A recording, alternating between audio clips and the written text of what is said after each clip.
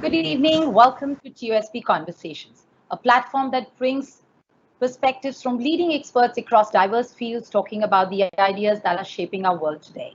TUSP Conversations are presented by the Outstanding Speakers Bureau, which works with leading minds from across the globe who deliver experiential knowledge on topics ranging from storytelling to boardroom philosophies, digital transformation, diversity, policymaking, economic landscape, amongst others. I'm Kriti Makhija, your host for this conversation. I'm a CFO by profession, a volunteer by choice, a joyous mother of a 20-year-old, and my own best friend for life. I'm a learner for eating, traveling, cooking, Excel sheets, numbers, and most importantly, life.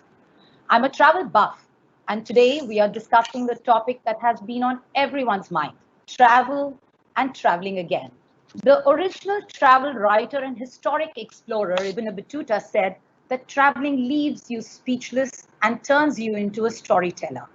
And stories are all we had to satisfy our wanderlust for most of this year until recently when the lockdown opened and people started stepping out again tentatively for short breaks and vacations.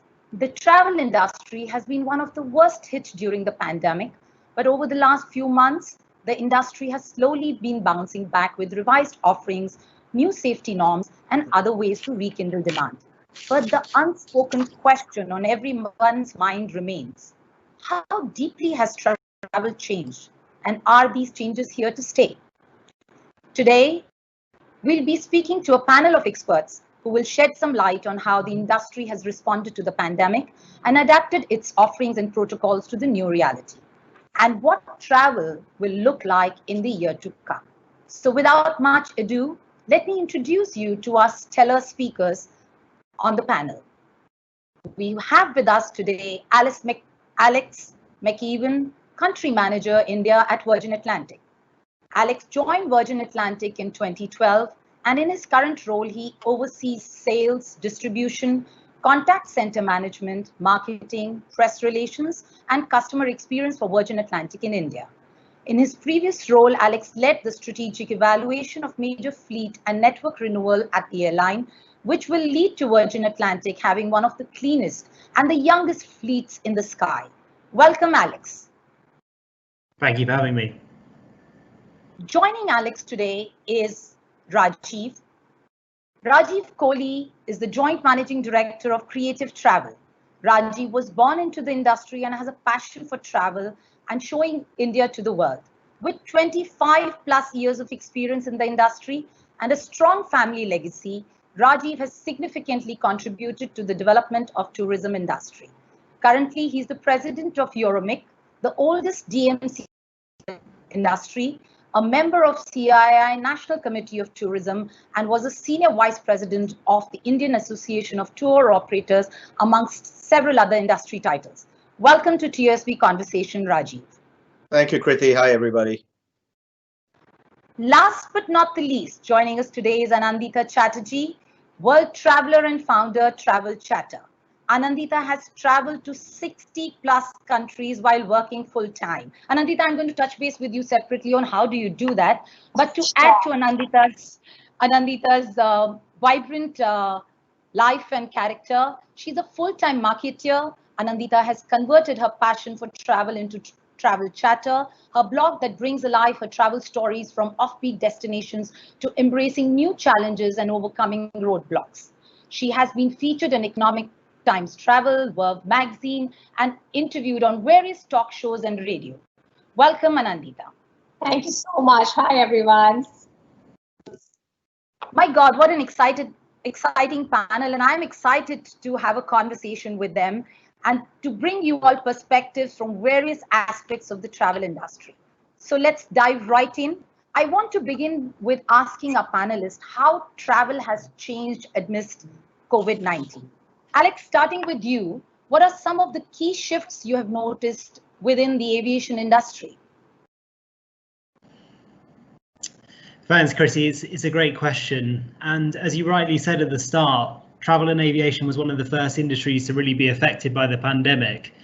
Pretty much overnight, we saw borders being closed and airlines having to make decisions they never expected to have to make. So grounding entire fleets, and really just stopping what they do best, which is connecting people across the globe. So it's been a very, very strange year. And, this seismic event has not only changed how airlines behave, but clearly it's changed how customers behave as well and their mindset. And so one of the shifts that we're seeing more than anything is that customers are valuing peace of mind over and above other components of their buying decision. So previously price may have been a major component of a person's decision, but now it's peace of mind and flexibility. So people want to be sure that when they travel, they can do so safely. And they also want to know that when they reach their destination, they can move around freely, or what the quarantine rules are, what actually awaits them at their destination. And that's very, very uncertain for lots of people at the moment. So at Virgin, we've taken some big steps to completely alter our customer experience from end to end. So whether that's kind of social distancing at boarding, staggered boarding of people on board, whether it's completely disinfecting the plane after every flight with state-of-the-art fogging equipment. We're also serving food in kind of covered trays, so that there can be no interference before it reaches the passenger. So every single component of the journey is different, but one thing we hope we have in common is that we're still able to offer the great customer service that customers have got used to with Virgin down the years. So this year marks 20 years of Virgin in India, and we've always got very good feedback from Indian and UK travellers alike on the route. And certainly since we restarted 4 weeks ago under the air bubble scheme, we've had some fantastic feedback and actually our record customer scores. So I think that is testament to the fact that passengers are very understanding, travellers are very understanding of what's going on at the moment, and they really appreciate the lengths that kind of hotels, airlines, airports are going to keep people safe. So that's probably the biggest shift that I'm seeing in terms of our customers' mindset. But just to add to that, in terms of the people who are travelling, obviously we're a bit restricted as a UK airline about who we can travel right now because of the air bubble scheme. But what we are seeing is a massive rise in the visiting friends and relatives segment. So clearly during lockdown, people have been separated for long periods of time. They're looking to reunite with their loved ones. And so we're seeing strong demand from that segment. But clearly business travel and leisure holiday travel is massively affected because of the impact of quarantines. If you're going to visit your friends and relatives in the UK, you may be doing so for maybe 4 to 6 weeks. So, a 14-day quarantine, although not ideal, is something that you can swallow. So yeah, those are probably the key trends that I'm seeing. So peace of mind featuring much more heavily in people's buying decisions, and also these particular segments of demand becoming a much larger factor in terms of our flights. Thank you, Alex, and you said it right. Even a traveler myself, traveling for leisure, traveling for pleasure is completely out of mind right now. But yes, wherever it is about relatives, that's the reason why even we take out our cars and not taking the flights as yet, but going to different towns to meet them, to check on their health and wellness. However, yes, the paradigm of decision making has completely changed to which destination do I want to be at, and more to peace of mind, flexibility, safety norms. And I'm so glad to hear that Virgin Atlantic, one of my favorite airlines to travel to when I'm going to UK to meet my son, is doing all that it is required to do to reevaluate every step to ensure that customers' peace of mind and safety is at the heart of everything that they are doing. So coming to you, Rajiv, in terms of customer behavior, what are some of the biggest changes that you have noticed that will continue to impact business? So people often ask me, and ever since this whole pandemic started, there have been another number of webinars, research projects, interviews across the industry, across the world. And people ask me, will travel patterns change? Will people stop traveling? And I fundamentally say no. Okay, the human being is a very strange animal, and it is in our DNA to travel. It's nothing to do with holidays, nothing to do with business. It's how we are wired. If it wasn't the case, we'd all still be in Africa and mankind wouldn't have spread. And we have seen travel continue incident after incident across the world. Now, of course, COVID is the first time that modern world has seen anything that's equalized everybody. We've had pockets of disturbances of one type or another across the world.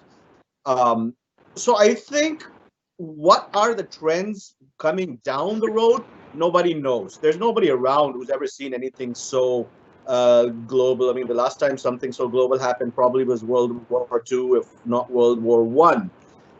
So when we in the industry say, you know what, people want to go to a resort and be isolated, people want to take more wellness holidays, family holidays, there is no straight answer. The question is safety a priority? Now, safety is a very personal hygiene factor, and different cultures respond very, very differently.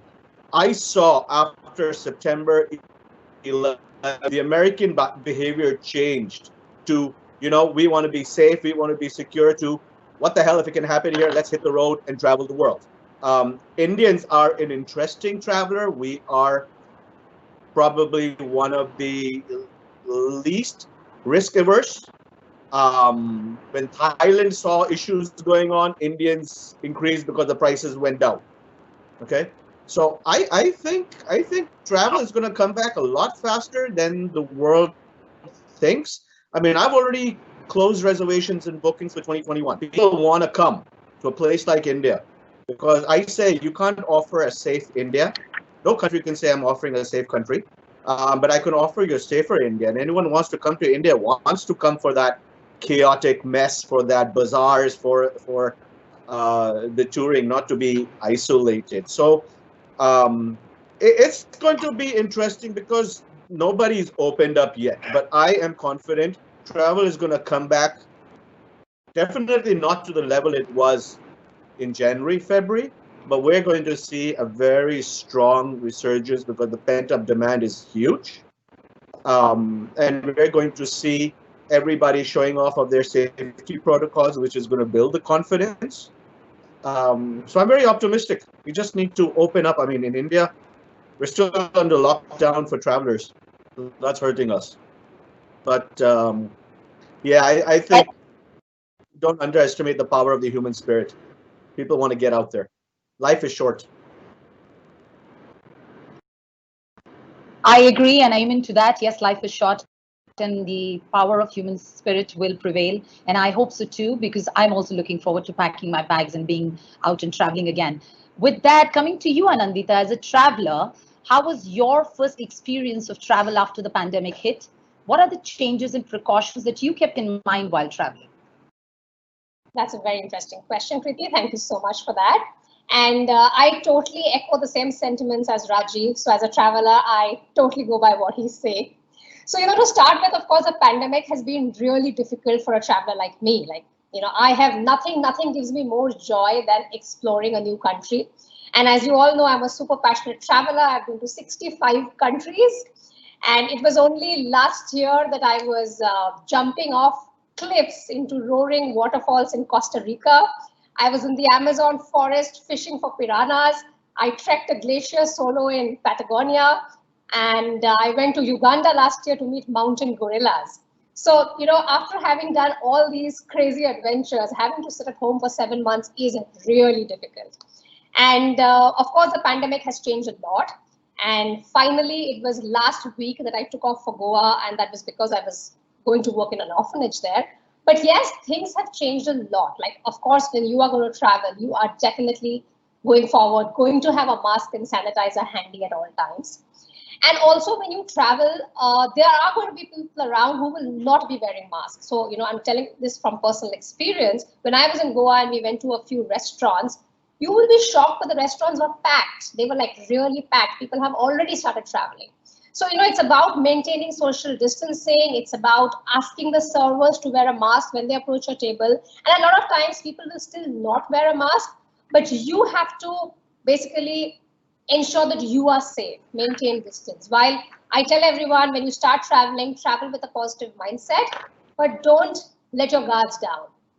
That's extremely important. And that's how I think travel is going to change. But like Rajiv rightly said, it's not going to stop. People will start traveling. Like for me, I can't, I'm itching to travel again.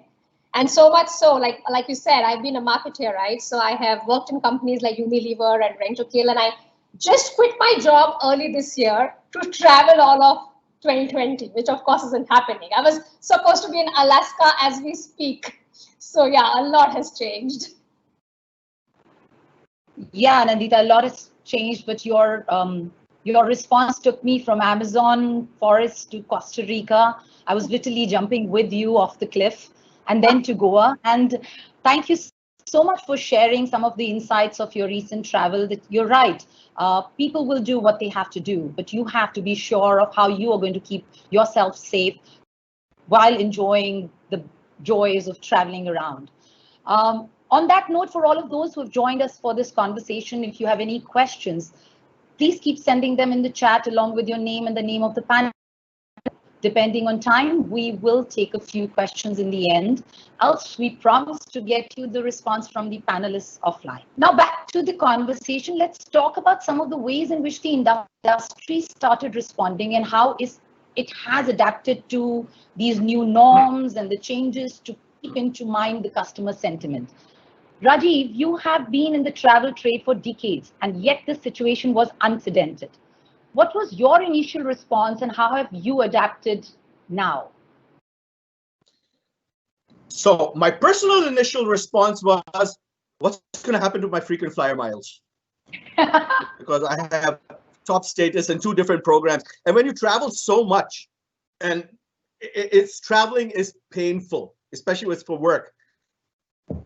Collecting miles is one of the few joys in life. So I'm happy the way the airlines reacted by extending everyone's status for an extra year.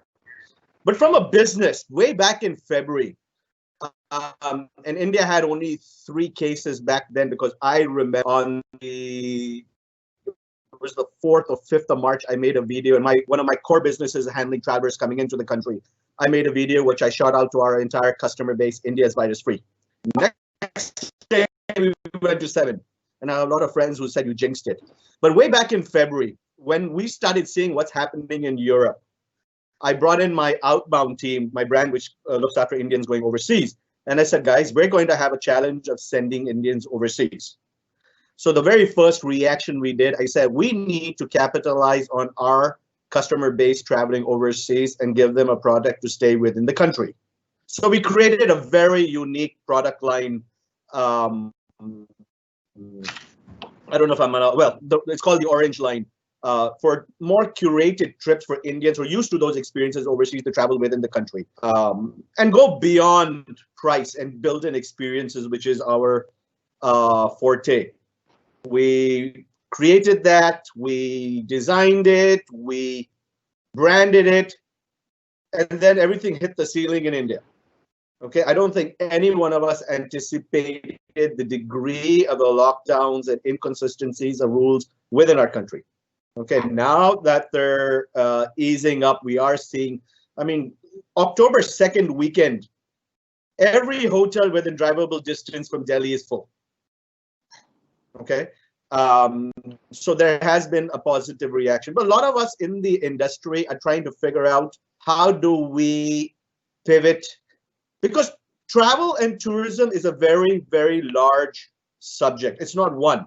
You've got airlines, you've got transporters, you've got hotels, you've got inbound, you've got outbound, you've got adventure, you've got domestic, and everyone's got a different way of working and a different target audience and style.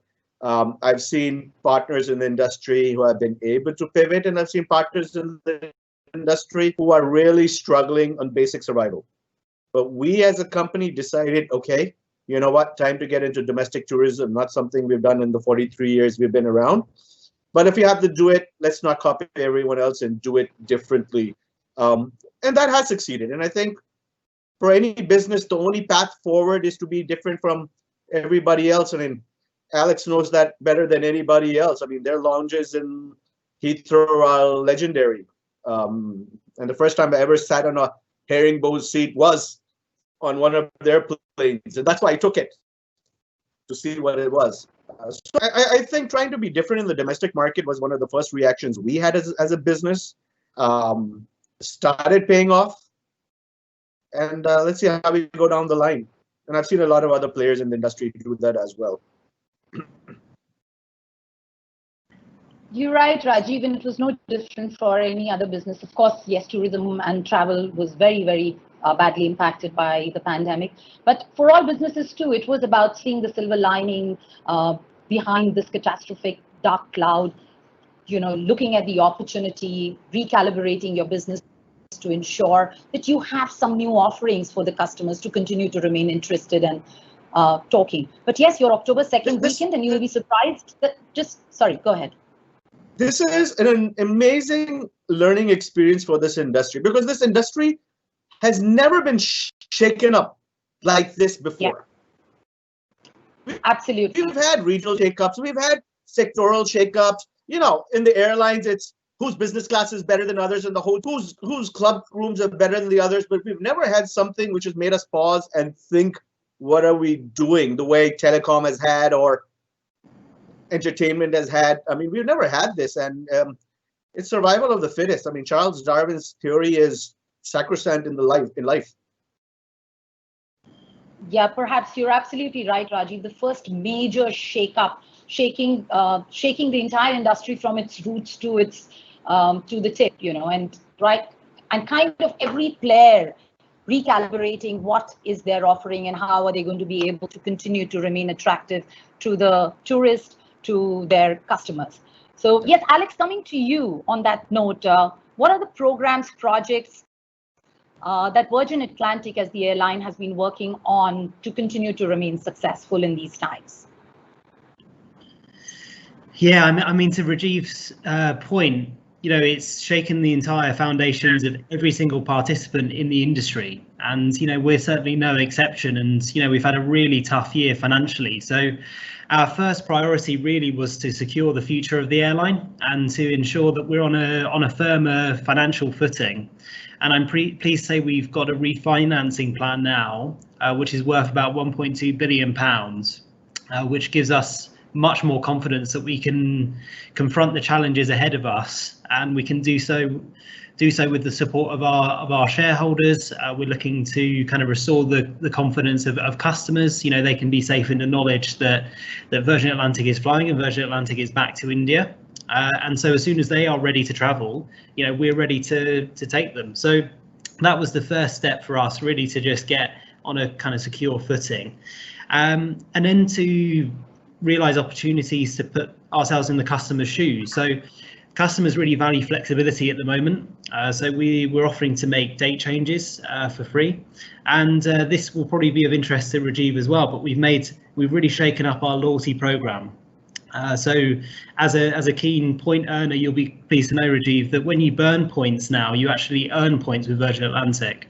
So that is an industry first as far as we're aware. And also your points will not expire ever. So we're not just extending for an extra year. If you did lots of travel in 2019, like Anandita, and obviously you've not been able to do that in 2020, you can use your miles in 2021, you can use your miles in 2022. So again, radical changes that we probably wouldn't have considered before, but offer fantastic benefits to the customer. And another thing I just wanted to touch on is sustainability, because throughout the pandemic, environmental issues haven't gone away. So we've tried to take this opportunity to relook at our business and our fleet and make changes so that we are having the smallest possible impact on the environment, given that we are an airline and there is an inevitable impact there. So we've accelerated the retirement of all of our 4-engine aircraft, which means that we had to bid a sad farewell to our 747s. But what that means is that our CO2 emissions will come down by a further 10%, building on a 20% improvement we've seen in the last 10 years. So that's something really important that we're focused on. I think the industry as a whole needs to be focused on, because obviously the first priority has been the safety of our customers and kind of reintroducing demand and giving people confidence. But I think a key step as well is making sure that we're participating in the wider society in a way that is positive and is sustainable. Alex, I must compliment the team of Virgin Atlantic that this is a really well thought through, holistic program to ensure that you continue to remain the airlines of choice, right from financial security to flexibility, safety, and also, very importantly, many organizations which forget is about sustainability, because most of the times that we are hearing that the pandemic that we are facing today is also because we do not respect Mother Nature. So I must compliment the entire team of Virgin Atlantic, and I wish you all the very best. And on that note, Anandita, coming to you, as a travel influencer, it's almost a catch-22 as more people are online and want to see good content. But you're traveling, and hence creation of content is limited. So how is it you continue to keep the buzz alive during this period as a travel blogger? So, I started Travel Chatter around 3 years back. So, of course, like I said, I had a full-time job then as well. And it was quite difficult to manage the two. But now, of course, I'm a full-time travel influencer. And I think for me, it's about inspiring people to travel. And not just to travel, it could also be, making people follow their dreams, chase their passion, no matter what it may be. So after having traveled to so many countries, obviously, I'm sitting on a treasure trove of experiences and a million stories to tell. And that's what I wanted to start inspiring people, telling people about. And that hence Travel Chatter was born. So I ensured that the last 6 to 7 months, since I have so much time right now, I focus on increasing awareness and engagement of the brand. And it has worked really, really well for me. And it's also not just about telling people to travel, but also talking about how travel changes you as a person. What are the life lessons that you learn from traveling? Other than those stunning landscapes and all the excitement that's there about being in a new country, it's about how travel makes us feel more alive. It has made me fearless. It helps me take more risks in life. Every time I travel, I ensure I push myself out of my comfort zone. There's always something that I do in all my holidays, so that I come back as probably a better person, or something new that I learn about myself that I didn't know. Also when I travel, there are times my heart is pumped with gratitude, and I think travel also helps you handle disappointment better. Like one of my favorite quotes is, the mind is a place of its own, and in itself, it can make a heaven of a hell of a heaven. And that's something that I've learned through travels, because there are so many times you plan something on a particular day, be it in India or out of India, and things don't go that way, and you probably will not come back to a South America again anytime soon. But you have to move on. You can't just keep brooding about it. And that's exactly the same philosophy that I applied during this pandemic time, that this is the time when I need to hone my skills, I need to learn things. So on Travel Chatter, I actually started a learning live series, where I started getting a speaker every week, and we would talk about their failures, their success stories, what has made them what they are today. And that got a lot of traction. So that had been doing very, very well. I also started focusing a lot on fitness. So other than being a travel influencer, I also focus on food and fitness.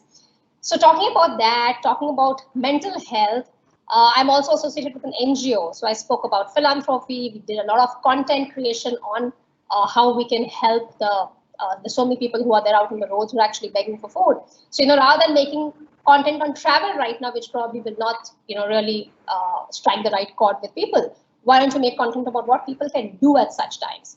And also focusing a lot on such workshops and webinars. So I've started doing a lot of webinars on life lessons learned globetrotting, how to balance my passion and my profession, and how to become an influencer pursuing my passion. So these are a few things that I've done, and a lot of talk shows like this one. So it's all about what really works. While it's not that I'm not creating any travel content, but at the same time, I'm also creating things that will actually have that emotional connect with my Instagram or Facebook family right now. And Anandita, I must say that you used your time so beautifully, and I, not just traveling, but doing many more things that germinate from travel. Travel is not about just pleasing your senses and going and exploring. It's also about taking a lead to find yourself, to get lost and again find yourself again, find your dreams, follow those dreams, learn to deal with disappointments, learn to deal with those aha moments. And I'm so glad that you gave such a holistic experience about what travel means and how you have embraced it in your life and what you are propagating with your blogs, through your conversations, your webinars. And I'm sure I'm going to catch you on your learning live sessions soon, because I'm already interested in what you will have in store for us there. So now with that, let's now throw some lights on what are the opportunities from here on. Anandita, once again, I'll start with you here. Let's start from travel traveler's perspective, what are the kind of destinations, stay options do you think are most likely to be explored in the future? So, Kriti, going forward, I think it's going to be a lot about slow travel, right? So people are not going to be just running in and out of destinations. They will either do the workations or staycations. So for example, I can of course talk of Goa because I just got back from there. I have never stayed in Goa for more than 4 to 5 days. And this is the first time I was in Goa for 2.5 weeks. So it is going to be about staying in the destination or probably just staying indoors. So there are a lot of places in Goa where I did not want to venture out because it was crowded. So, it's about taking a good villa. I took my house help along. We cooked there and we ensured that we don't have to even eat outside food. So it's going to be a lot of staying in places which have a lot of outdoor space like yards, etc. A lot of road trips. So like we mentioned earlier, flights, of course, people are going to be averse to taking flights right now. But of course, it is opening up. But maybe in the near future, it's going to be a lot of road trips. It's going to be about being very conscious in terms of your hygiene and safety wherever you're going to stay. Airbnb, so I stay in a lot of Airbnbs, but of course, before I go to any Airbnb now, I will definitely want to ensure that all the hygiene and safety checks are taken care of. And it will be a lot of treks and hiking. So even when I was in Goa, we did a lot of hiking on the beaches. We discovered some empty beaches I didn't even know existed in Goa. And I had taken 2 of my dogs. I have 2 dogs. I took them along. And so it is going to be about a lot of trekking, hiking, and obviously avoiding all kinds of crowded places. So that's what I see travel is going to be for the next 1 year at least. So, Anandita, what I hear from you is more isolated places, more road trip hikings rather than flights, trains, or large hotels, B&B preferred, and of course the safety norms in mind. With that, Alex, coming to you, if it's going to be more about road travel and hiking, what in your opinion can and will help recovery of the travel industry per se, airlines, trains, and all of that? So what's your thought on that front? Well, I think, the real big impediment for travel at the moment is travel restrictions. So that's mainly coming in for air travel. You mentioned kind of rail travel and more domestic travel there, but thinking back to kind of international air travel, clearly travel restrictions are stopping people from traveling at the moment. And governments are rightly prioritising the health and well-being of their people at the moment. But we think, and I think we have a consensus across the industry, that there is a possibility that COVID and safe travel can coexist. And that we believe is possible if there is kind of robust, reliable airport testing. Because in that way, customers first of all can feel confident that when they get to their destination, they are free of COVID. But also that if they do that, the government or the country they're arriving into, may reduce their quarantine or may eliminate quarantine completely. So in that way, they can, have the experiences that they've been craving, and all of that pent-up demand can start to be satisfied, but do so in a safe way. So that is, we think, absolutely essential. So we're lobbying UK, US governments, and also dealing with our contacts within the India government as well, to see if this is something that we can get going, because I'm really sensing from the panel, the passion we all have for travel, and it's something that's very widespread.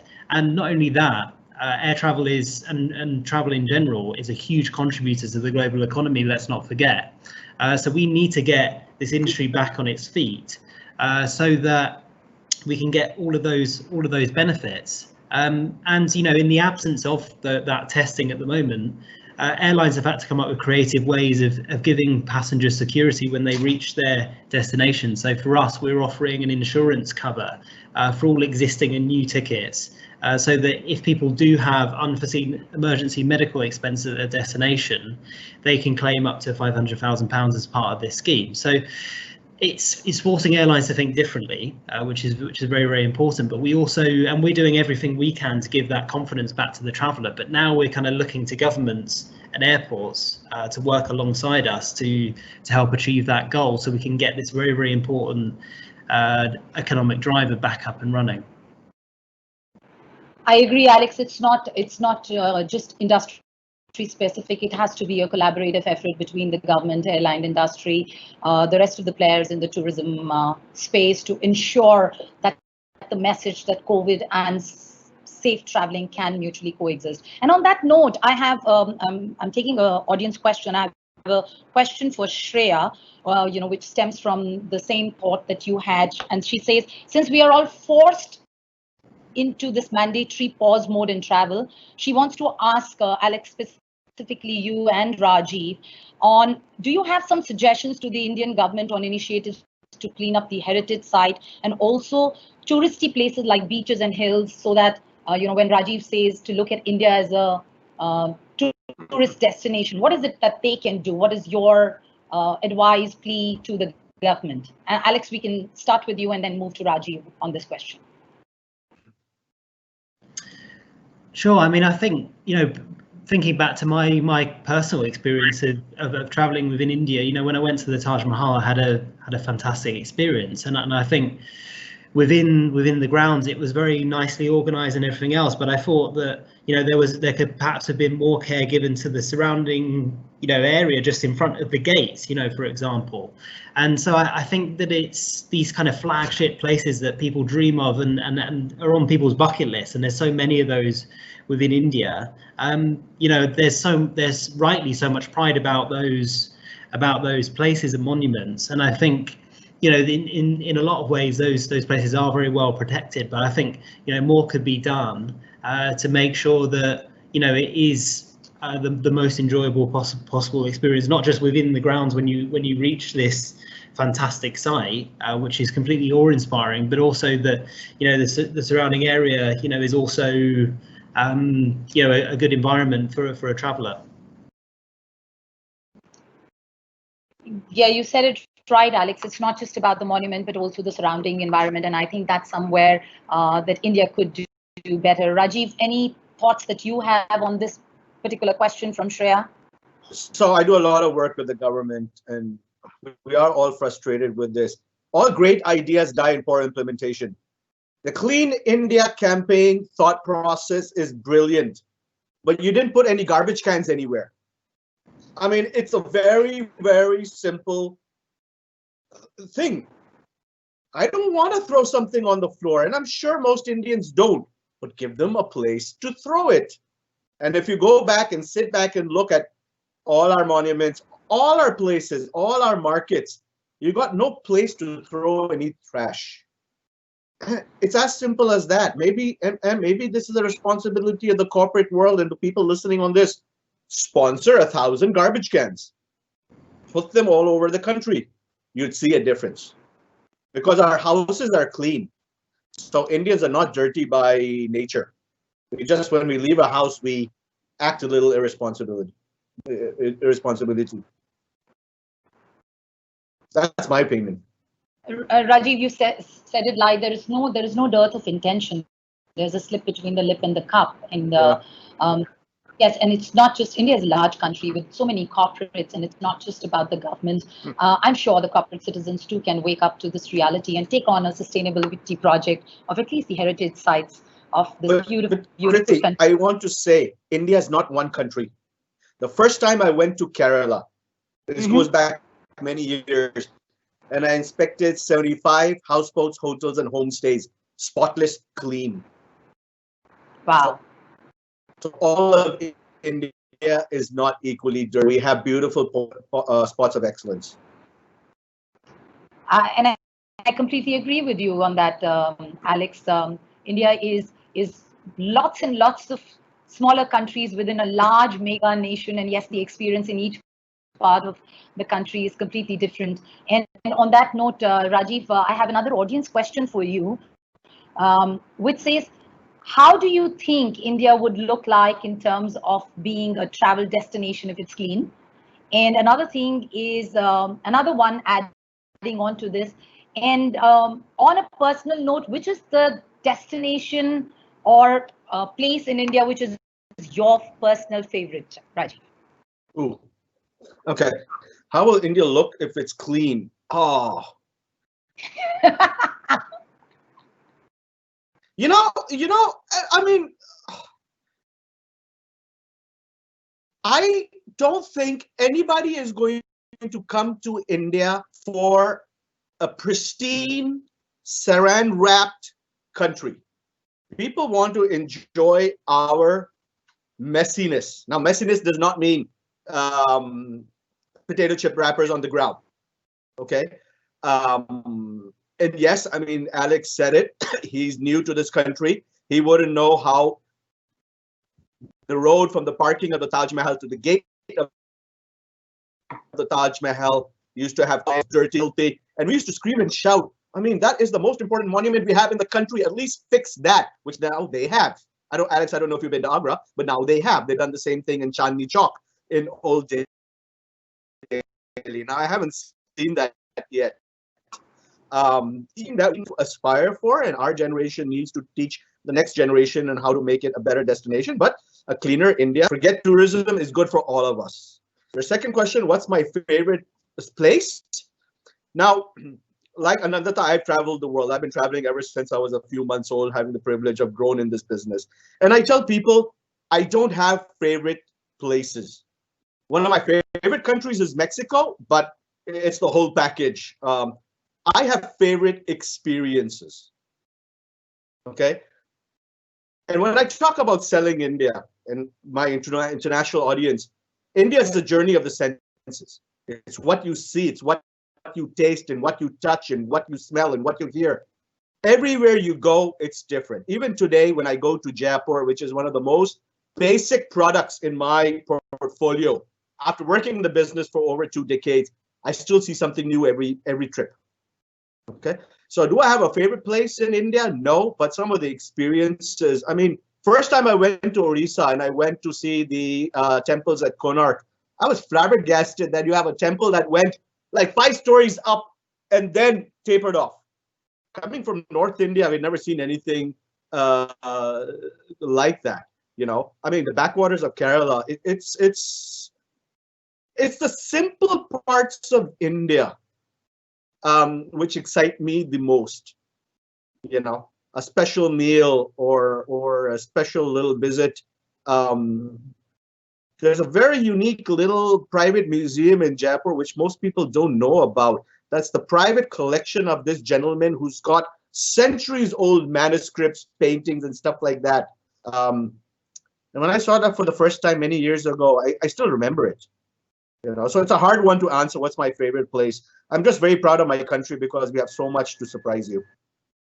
Absolutely, Raji. We are all proud Indians, and you're right. India is not a destination; it's an experience of all 5 senses. And just like Anandita took me from the Amazon forest to Costa Rica, you've taken us from Jaipur to Orissa, to again back to Jaipur and to the Kerala backwaters.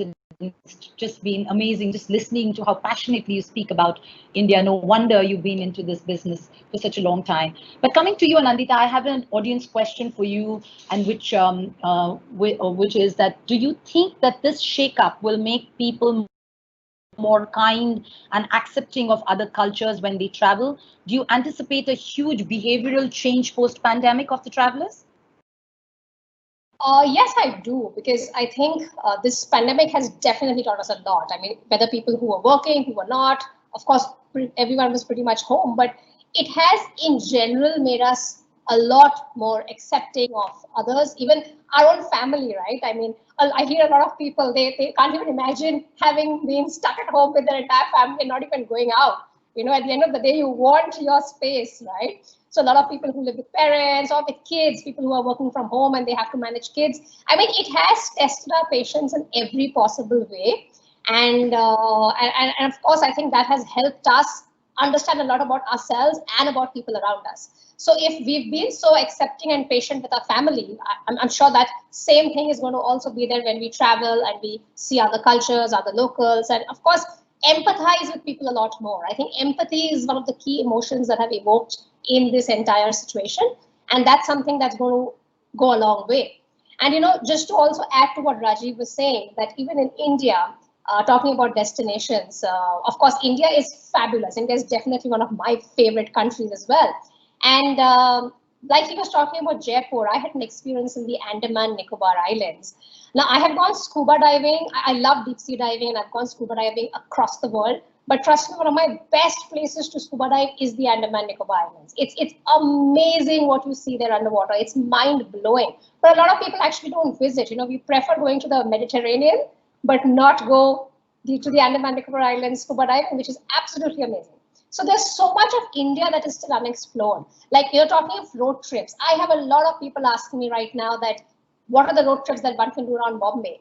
And there are just so many, even after having traveled for so many years. I'm sure even now there are places in Bombay that I haven't visited. Or there are so many places that I can do in Maharashtra, like even in Goa, like I said, there are so many places I went to right now which I didn't even know existed. So, there's a lot you can do, but it's all about, of course, researching and figuring out how to go and where to go. That's what's important. And of course, being safe. That's the main criteria right now. Absolutely, Anandita, and you've just given me my biggest go-to directory for this. While people can keep exploring, I just need to send you a WhatsApp message, and I'll have my list of destinations of where I can go, whether it's a road trip or for scuba diving. But yes, you're right. There's so much of unexplored around us. If we are just mindful and we just do a little bit of research, we'll know what to do. And I agree with you also on the fact that I also think that human behavior will change. These 6 months from March up until October has brought in so much of gratitude and empathy in all of us as human beings, and not just people at home, but as friends, colleagues, being available for each other. And on that note, Alex, I want to ask you that, with the industry being affected so badly, and this is an audience question, the pandemic would have taken a toll on mental well-being of your employees. What role did leadership play in that, and how did Virgin Atlantic come forward to support their staff in such issues?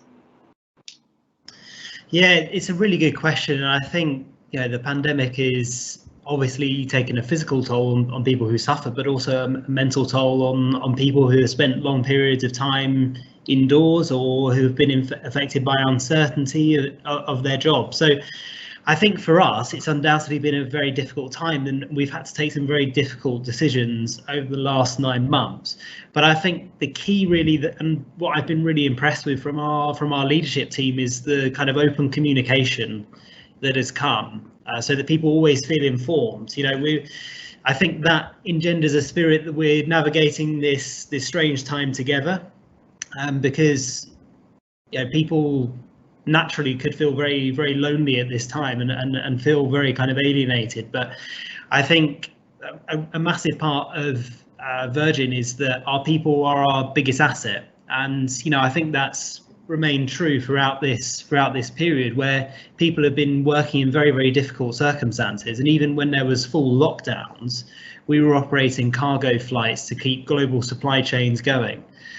So I think that's reflective of the kind of spirit of not just us as an airline, but the travel industry as a whole. I think it's a very positive, can-do industry that, as I said before, has massive benefits for the wider economy. So it has been a difficult time, physical and mental. But I think the keys really are kind of communication and making sure that people feel like they're being brought along, and some of these uncertainties are being dealt with, or at least the company is on their side, or the industry is on their side. I think those are the key elements, really. Alex, that's pretty much the same ethos which our organization followed, all of about open communication and empathy, understanding and being there with each other. At the end of the day, businesses is about people and for people, and I completely agree. It was really amazing to see how everyone came together to help support, truly, and by doing so, we also saw a lot of people stepping up, raising their hands. It was about collaborative leadership, shared leadership, taking ownership to find solutions.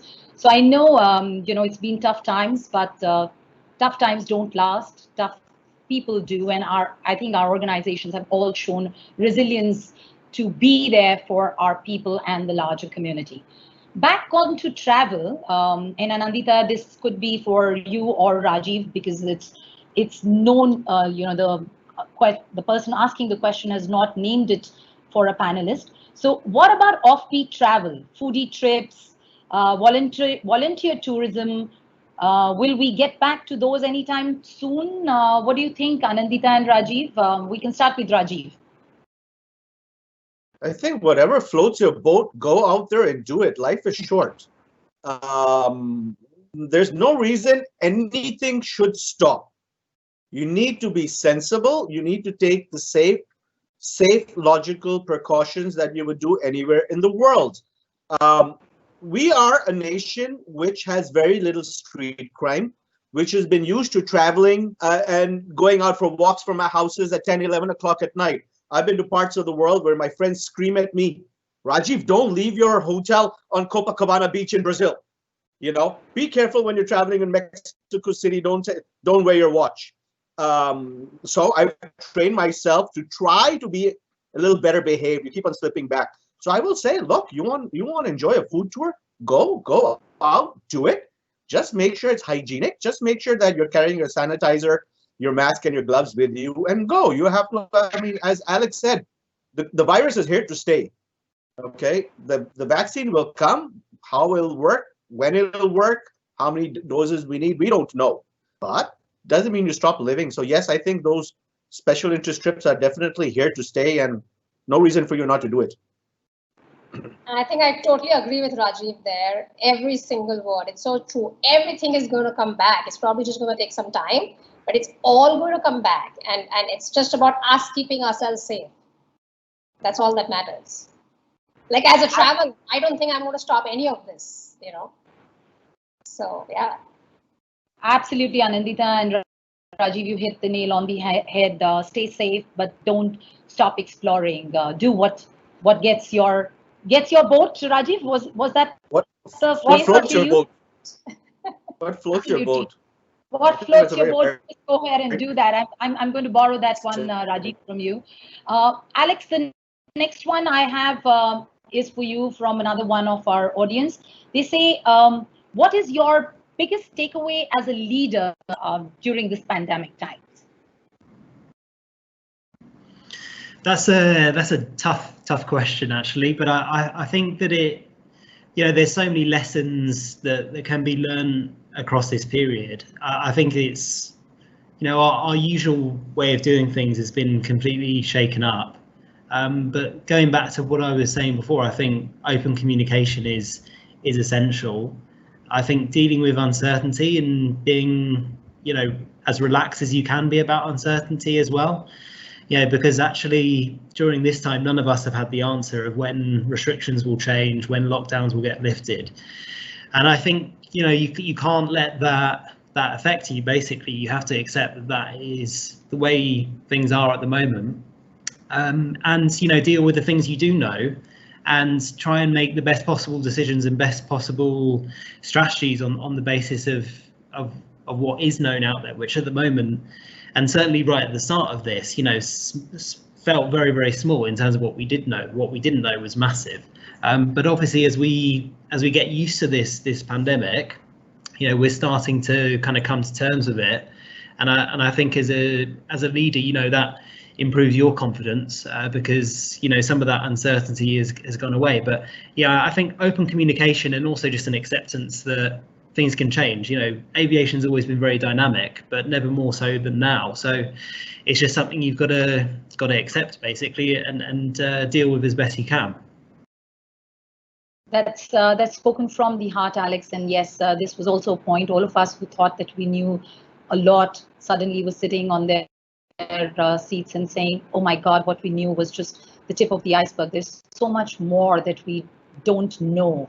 And now is the time to be calm and resilient, think on your feet, but most importantly, keep the communication open and keep your mind open to embrace change and to find new ways of working as leaders, as people, to continue to make a difference, to continue to make livelihoods work.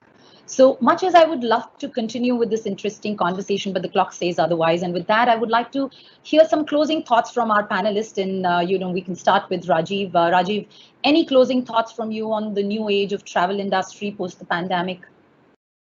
Look, to all of you travelers out there, the travel industry needs you. We need you to travel. We need you to sit on airplanes. We need you to stay in hotels. We need you to go to shops. We need you to go to monuments. 10% of the global employment base is based on travel. If you don't start traveling, a lot of more people get hurt. So I'm only going to say, we're going to look after you. The entire travel industry is combined with one mission: to make it safe, to make it fun, and to bring back the joy. So get out there and enjoy life.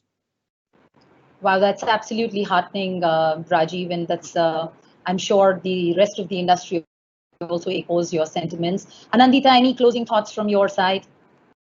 So, well, I think there's just one key emotion that needs to be embedded in the mind of all travelers, and that is trust. Once trust is embedded, I know I will travel as a traveler. So that's the only thing the travel industry needs to do right now: ensure that it's going to be safe, and we are all in here to support the travel industry and to help it come back. Fabulous. The world is revolving around trust. The other day, I was having this conversation with my mother, and I was saying, "How is it that you trust the cook in the restaurant not to poison you?" That's the fundamental root of the trust, and why, as human beings today, we are not trusting each other enough. So, Anandita, you hit the nail on the head, and with Rajiv's reinforcement, I don't see that there should be any doubt that the industry and the partners, whether it's the airlines or the hotels and the added ancillary industry, will leave any stone unturned towards our safety. Alex, any closing thoughts from your side on this front? I mean, Rajiv and Anandita put it so well. I think there's still a massive passion for travel, and I think people are spending lots of time on Instagram, scrolling through, looking at possible holidays and getting excited about what's to come. So I think, as we talked about earlier, this has completely shaken up our industry and is a massive opportunity for us to make sure that we're really putting the customer first.